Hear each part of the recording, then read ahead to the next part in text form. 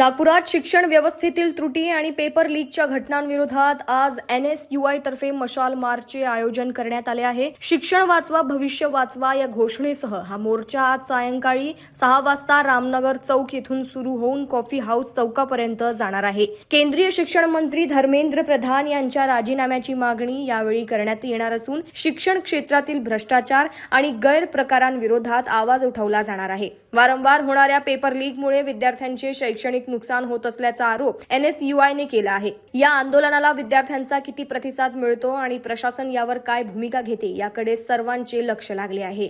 नमस्कार सर्वांना, माझं नाव गौरी भारती आहे। मी युनिव्हर्सिटीची NSUI ची प्रेसिडेंट आहे। कॅन्डल मार्च करण्याची काय नेमकी मागणी असणार आहे तुमची? आमची नेमकी मागणी हे आहे, जे पण धर्मेंद्र प्रधान ज्या पण पोस्टवर आहे, नरेंद्र मोदी ज्या पण पोस्टवर आहे, त्यांची अकाउंटेबिलिटी जे आहे ते त्यांनी सहज दाखवली पाहिजे। त्यांची अकाउंटेबिलिटी बेसिकली आम्ही मागत आहोत। जे काही पेपर लीक झाले आहे आणि एज्युकेशन सिस्टम जे इंडियाचं इतकं ड्रेन होत आहे, त्या एज्युकेशन सिस्टमला इम्प्रूव्ह करण्यासाठी आतापर्यंत धर्मेंद्र प्रधान यांनी काहीही केलं नाही आहे। तर धर्मेंद्र प्रधानची इस्तिफा व त्याची अकाउंटेबिलिटी मागण्यासाठी आम्ही हा कॅन्डल मार्च काढीत आहोत। दिल्लीमध्ये जंतर मंतरमध्ये जे झालं, जे अमानुष मारहाण जी केली विद्यार्थ्यांवरती, त्या विद्यार्थ्यांसाठी आम्ही हा कॅन्डल मार्च केला आहे।